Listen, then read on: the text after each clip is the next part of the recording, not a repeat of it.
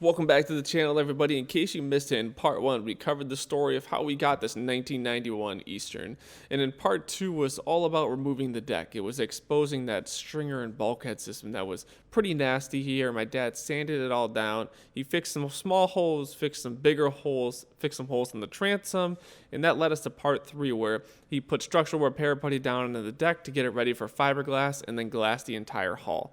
Which leads us to part 4. Today we're actually cutting the stringer and the bulkhead system out of Kusa board.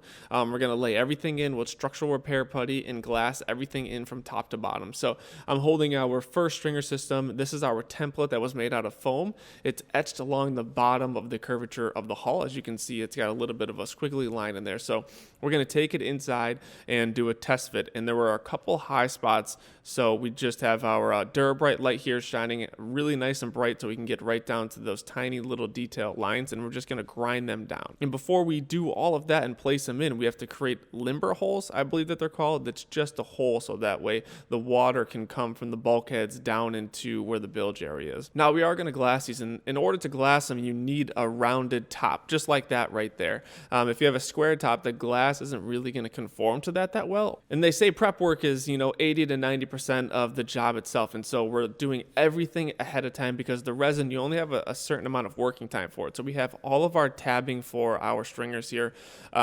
We put everything in place. My dad is just pre-drilling and then throwing some large stainless steel screws right to that center bulkhead so that when we plop this thing down, we know that our measurements are going to stay exactly where we need them to be. And it's going to help so it doesn't shimmy it around. If you guys have ever watched a Joe Buskin video, this is his classic trick. He puts painter tape on the roller so you can see all those extra fuzzies that come off with it so they don't get stuck in your resin.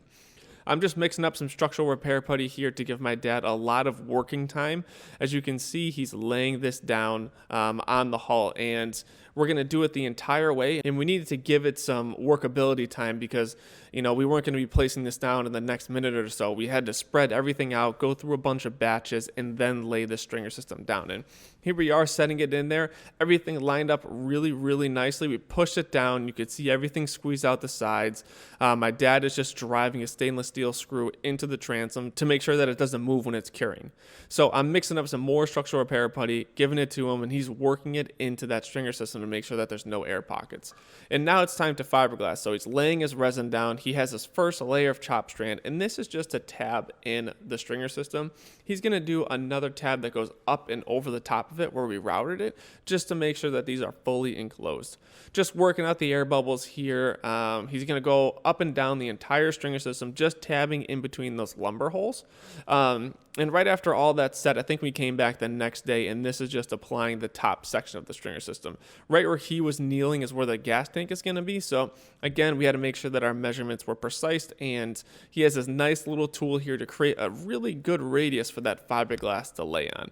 Everything is going smooth as possible, but boy, does this take a long time to get done. Just cleaning up some of that extra mess there so that when we lay the fiberglass, it's got something smooth to go along. So a couple shims in some spots that had a little bit lower areas, but we're going to glass everything in so nothing's going to rot. And we head outside to cut some of our bulkheads. So we had that little bit of Kusa left over, and my dad is just out here etching some more of the bulkheads to kind of get them prepped and ready. We were thinking about doing it the next day, but just ran short on time. So my dad is in here just tabbing in the rest of the stringer system, getting everything ready, and let's leave it over to him right now. So tonight we're just going to finish finally tabbing in the stringers fully.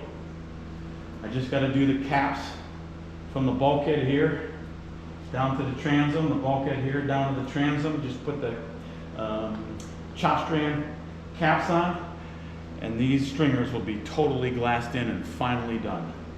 Took a long time. So just like you heard from him, it takes a long time to do this. We may have underestimated the time, but we love this work. He loves this work, so we have no problem just taking our time. And my girlfriend is joining us today as we tab in some of the bulkheads here. We have everything cut and ready. My dad is just applying some structural repair putty, letting them sit. We're going to go in for lunch, in for a couple hours, play some games, and come back out. And when they're all set and ready, it's time to glass. So this is my girlfriend's first time glassing, same with myself, and my dad is just kind of teaching us how to do it. It's very, very tricky to glass in these little areas, so it's a tough spot to start, but we're really happy with working with something so difficult because the next time we do it, it's just going to be a little bit easier. So she's just working all the air bubbles out here, creating some structural repair putty for my dad on the side as he puts the remainder of the bulkheads in. And in between that drying time in the back of the boat, we're working on the front of the boat, just putting more of that tabbing in to make everything super, super strong. All right, guys, that's it for part 4. Part 5 coming up. We're putting the fuel tank in, we're running lines, and we're getting this boat ready for the deck.